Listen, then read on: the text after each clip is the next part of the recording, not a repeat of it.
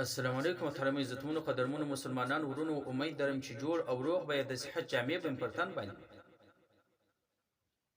په بخاری او مسلم شریف کې واقعا را نقل کړی ده چې یو ځل رسول الله صلی الله علیه وسلم مبارک صحابه کرام ته وفرمایل چې په بنی اسرائیل کې یو سړی ولو او ډیر بد عمله سړی وو او د دې سړی د دنیا سره ډیر مینه او محبت ولو د ایمان علاوه د هیڅ نیک کار نه کړی په دنیا کې بلکې کفن کش ولو کله چې به انسان وفات شولو مړ به سولو دی به د شپې ورلی د هغه کفن به د هغه نه خلاص کړي او بیا به خرڅاوي نو کله چې په دغه انسان باندې ناجوړي رااله دی په دې باندې پوه شو چې زه اوس وفات کېږم نو بچیان ته وصیت وکړي چې بچیانو که چیرې زه مړ شولم او وفات شولم ما به وسوځي دغه زما ایره به دوې حصې کوي یوه به په وچه کې نری کوي هوا ته به ورکوي او بله به په سمندر کې خوره کوي سمندر کې به نری کوي په الله دې مې قسم یې که چیرې الله تعالی وس را باندې ورسېدی دومره سخت عذاب راکړي چې په بندګانو کې به یې هېڅ چاته هم نه وي دا الفاظ صرف د بیرې د وجې وویله او دی په دې باندې ښه خبره چې الله تعالی پر هر څه باندې قدرت لري الله تعالی پر هر څه باندې قادر نو کله چې دغه سړی وفات سولو بچیانو د ده د وصیت مطابق هغه معامله ورسره وکړه دی وسواسي او د ده دوې حصې خاوره جوړه کړه دوې حصې ایره یې جوړه کړله یوه یې په وچه کې نری کړه او بله یې په سمندر کې نو بل طرف ته الله تعالی حکم وچ ته وکړي چې د اجزا را جمع کړي هغه اجزا را جمع سوله او الله تعالی و سمندر ته حکم کوي چې اجزا را جمع کړه اجزا چې را جمع کړو انسان یې جوړ شو الله تعالی ورته فرمایي چې ای زما بنده دغه کار دی ولې وکړي آیا ستا دغه یقین نه و چې زه دوباره مړی را ژوندی کوم دې سړي ورته وویل په جواب کې من خشیک یا ربي وانت عالم و ای الله تعالی ستا د بیرې مې دا کار کړی دی ته ښه په دې باندې علم لرې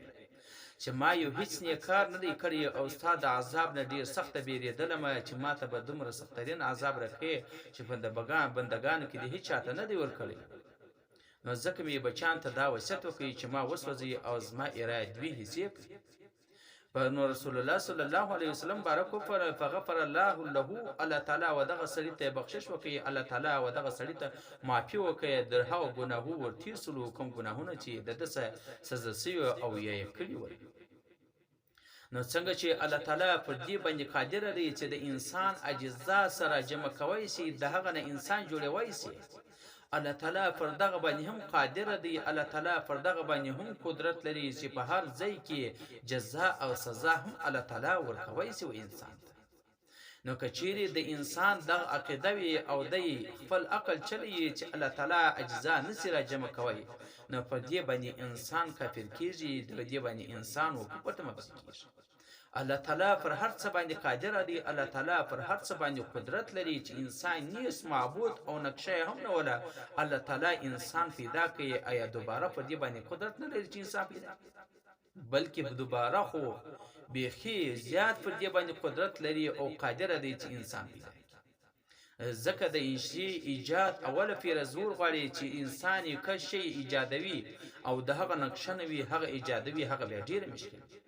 الله تعالی ته خو هغه شی هیڅ مشکل نه لري الله تعالی ته خو د انسان دوباره ژوندي کول او ډیر آسان دی چې الله تعالی کله د شی اراده وکړي هغه شی به کیږي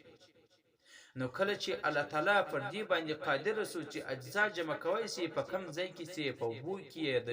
حیوان فنس کې مختلفو حیواناتو انسان خورلې دي پر دې باندې الله تعالی قدرت لري چې جزاء او سزا ودغه انسان ته ورکړي او هم به ودغه انسان ته ملایوي